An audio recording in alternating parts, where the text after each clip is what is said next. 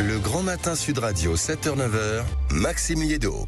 Il est 7h12 et à la une, ce sujet à côté duquel vous n'avez pas pu passer cette semaine, une vidéo sidérante au cœur de Paris, une tentative d'enlèvement en lien avec les crypto-monnaies. Bonjour Félix. Bonjour. Merci d'être avec nous ce matin sur Sud Radio. Prénom changé, mesures de sécurité extraordinaires. Rien que pour vous avoir ce matin au bout du téléphone, la volonté de rester anonyme, on l'entend de plus en plus. Et ce matin, Bruno Retailleau reçoit les acteurs du secteur précisément pour non seulement prendre conscience de ce dont sont victimes les acteurs dans les crypto-monnaies. Quand vous avez vu ces images cette semaine, c'est la première fois qu'on va aussi loin, armes, menaces, enlèvements direct. Est-ce que c'est désormais le prix à payer quand on travaille dans la crypto-monnaie aujourd'hui en France ? C'est difficile, effectivement. On met de plus en plus de... Enfin, moi, par exemple, je suis encore un petit investisseur. Je commence à avoir pas mal de belles sommes, mais même nous, on se dit qu'en fait...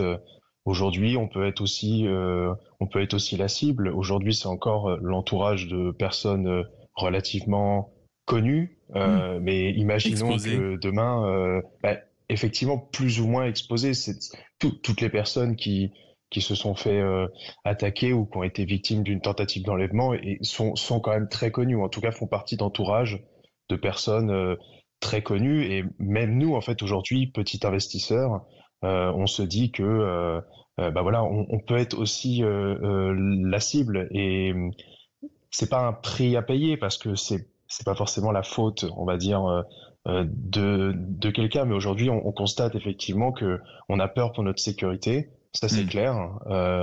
On met en place, enfin même là, vous voyez, j'ai pas envie de parler à découvert forcément, donc imaginez un petit peu, et je pense aussi surtout à ceux qui sont beaucoup plus connus. Je pense notamment à un célèbre influenceur français, donc je ne pourrais pas le nom, bien sûr. Voilà. Effectivement, qui se balade aujourd'hui avec une garde rapprochée. Il a la vingtaine.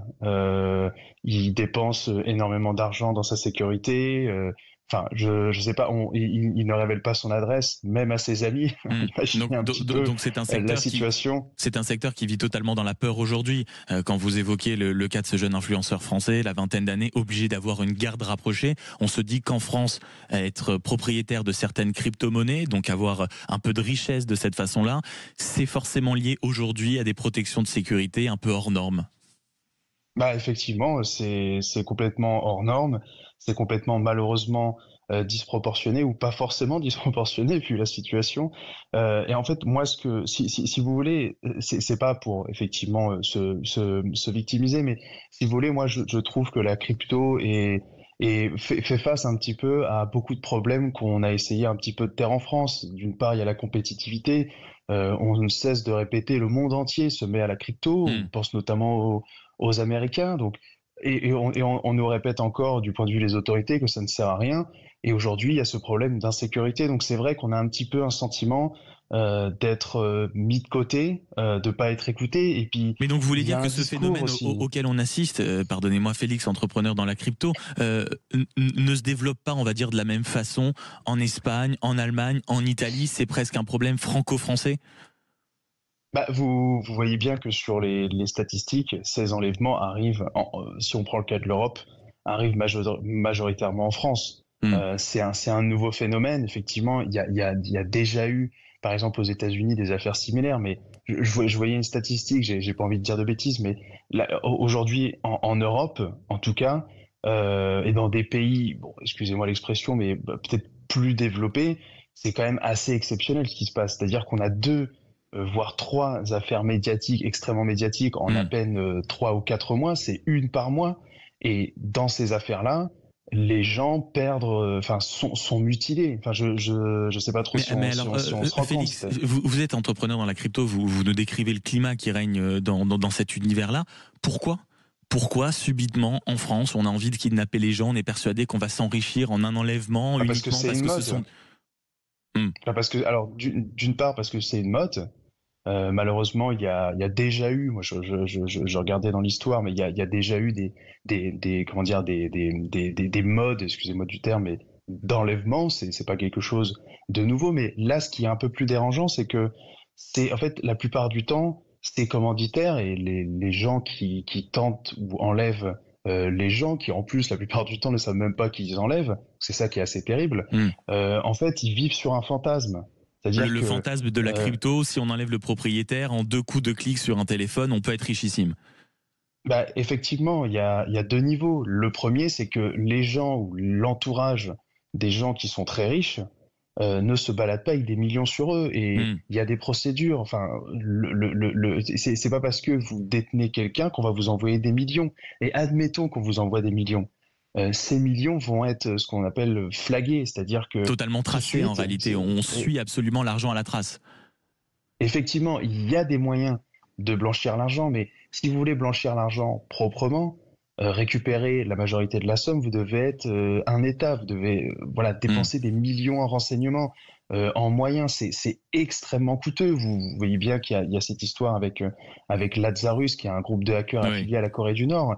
Et enfin, on met jamais l'accent sur le coût, mais c'est des gens dans plein de pays, des gens qui sont infiltrés dans des plateformes d'échange.